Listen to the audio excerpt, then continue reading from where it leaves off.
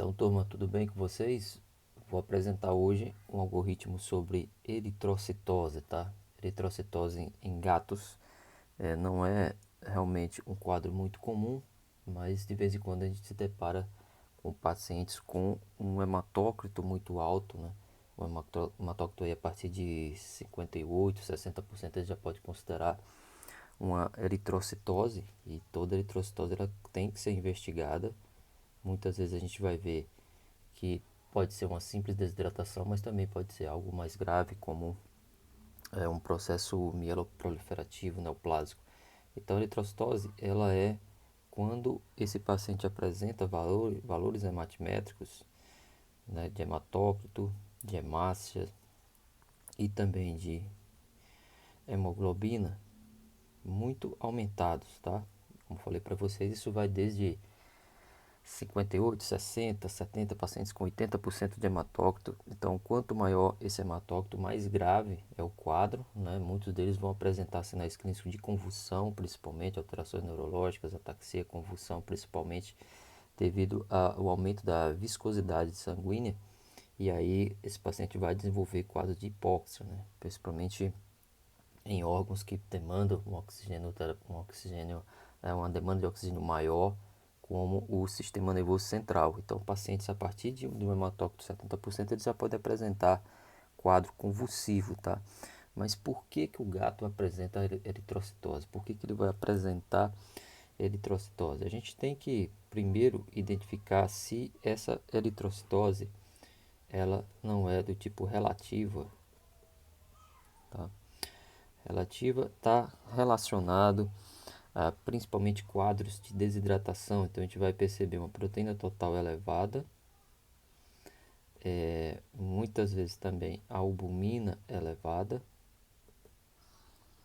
e também uma densidade urinária elevada. Então quando a gente se depara com esses dados, né, além da eritrocitose, a gente vai suspeitar, então se tem alteração desses valores, na verdade não é uma eritrocitose absoluta, né? Ela é relativa e aí está relacionado principalmente com a desidratação. Desidratação. Então a gente vai ver o histórico desse paciente que tem vomitado, diarreia, é, sei lá, teve um comprometimento aí de algum sistema orgânico, causou dor, né? Aí diminuiu o apetite, diminuiu a ingesta de água. Então a gente vai tratar da maneira correta esse paciente, principalmente com fluidoterapia, tá? Faz fluido e aí reavalia como é que ficou aí a contagem da série vermelha, tá? Então tem que se primariamente descartar quadros de desidratação. Mas vamos supor que não tem alteração, por exemplo, esses exames normais, certo? Não estão aumentados. Então a gente vai investigar de onde está vindo essa eritrocitose, já que não é relativa à desidratação, tá? Então a gente vai primeiro investigar. A gente considera que essa eritrocitose ela já é absoluta, tá? Não está relacionada a quadro de desidratação. E a gente vai ver como é que está ou se tem possibilidade desse paciente ter alguma alteração que leve, né, a uma diminuição da distribuição de oxigênio, ou melhor, um aumento de demanda de oxigênio pelos tecidos, tá? Ou algum quadro aí de hipóxia. Por quê? Porque quadros de hipóxia, a tendência é o paciente realmente produzir mais glóbulos vermelhos, mais hemácias, tá? Então, quais são as possibilidades? Aqui a gente pode acontecer em pacientes obesos, tá? Cardiopatias,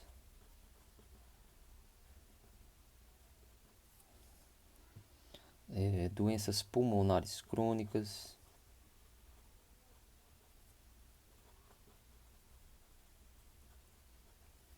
é uma possibilidade.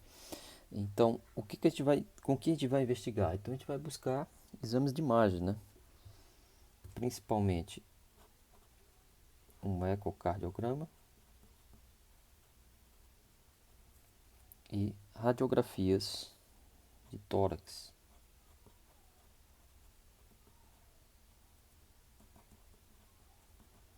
Ou seja, a gente vai investigar se esse paciente tem cardiopatia, né, ou se esse paciente tem doenças respiratórias crônicas, pode ser obstrutivas, restritivas, que causa esse aumento, né, do consumo de oxigênio, ou gere um quadro de hipóxia, que aí, consequentemente, essa medula óssea vai ser estimulada a produzir mais eritrócitos, tá? Então, a gente, se caso realmente tenha alterações,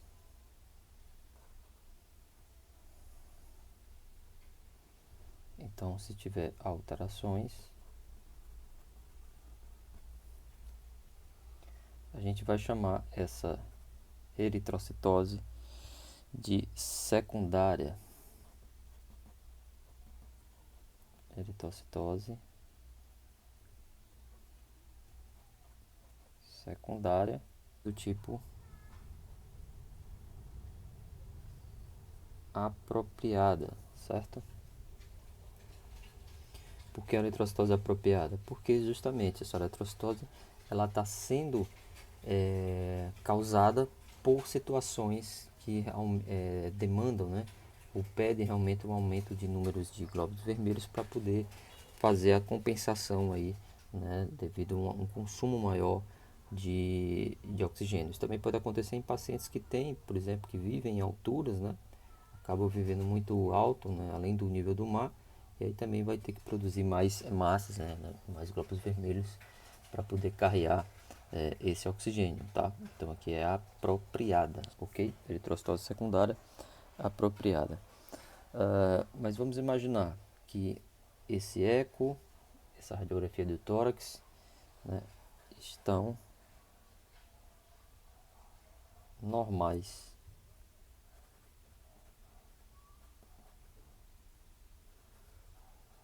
Então, se não tem cardiopatia, se não tem obesidade, né, se não tem doença pulmonar, a gente vai investigar agora qual a outra possibilidade que podemos ter eritrocitose em distúrbios renais, ok? Situações menos comuns, tá? Hiperadrenocorticismo, hiporadrenocorticismo, aliás.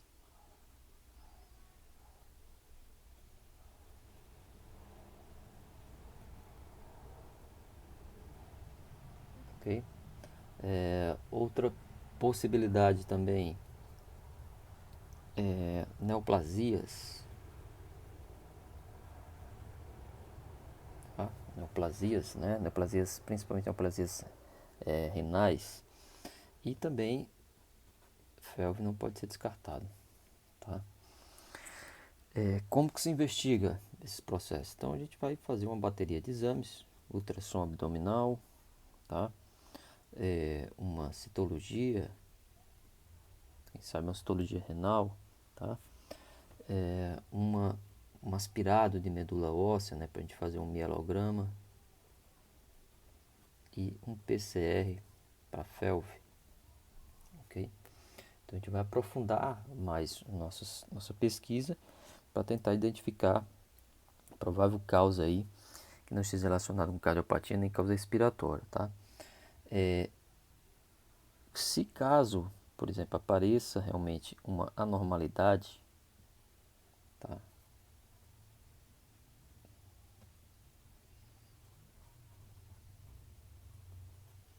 Anormais, então a gente vai considerar uma eritrocitose secundária inapropriada. Por que inapropriada?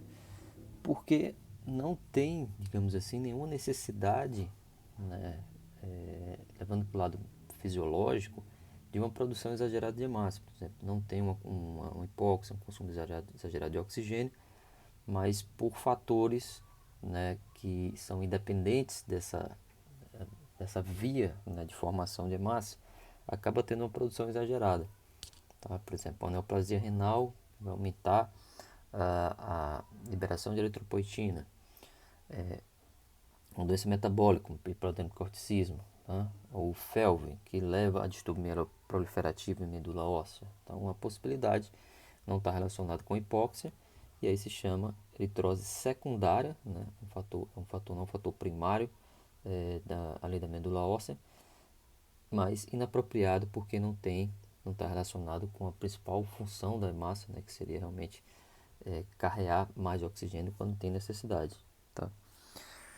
E se esses valores, se esses exames vierem normais, tá? Se esses exames vierem normais, então imagine o seguinte: tudo ok, tá? Eco, radiografia de tórax, ultrassom praticamente sem alteração, citologia de órgão também normal, baço e fígado, rim, mielograma também sem grandes alterações e um PCR de FeLV negativo, digamos assim, né? Então tudo isso aqui a gente passou, não teve nada, tá? Então a gente vai denominar essa eritrocitose a verdadeira eritrocitose primária, tá? E aí, independente, né, sendo primária ou secundária, tá? E principalmente, claro, a primária, porque se a gente detectar alguma dessas alterações, a gente vai tratar a causa base, mas uma eritrocitose primária vai demandar principalmente tratamentos com a chamada processo de flebotomia, que nada mais é do que realmente causar sangramentos, né, coletar sangue desse paciente, tá? A gente faz uma proporção para que esse hematócrito caia, tá? E também, no caso primário, a gente vai entrar com algumas substâncias, né?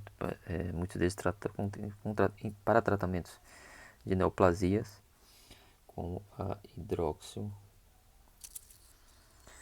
hidroxiureia, tá? Hidroxiureia. Então, esse é o algoritmo para eritrocitose em gatos. Então, lembrando, a gente primeiro tem que descartar se é uma eritrocitose relativa, fazendo aqui esse exame simples, proteína total, volumina, densidade urinária, para ver se o paciente está desidratado, e claro, juntando também com sinais clínicos de desidratação.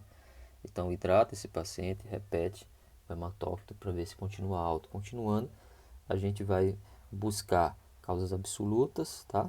Causas secundárias e primárias. Primariamente, a gente vai fazer ecocardiograma, radiografia de tórax, ver se tem um consumo maior de oxigênio, está tendo uma demanda maior de oxigênio. E dando normais, a gente vai buscar outras alterações, com ultrassom, citologia, mielograma, enfim, buscar principalmente as doenças renais, neoplásicas e FeLV, tá?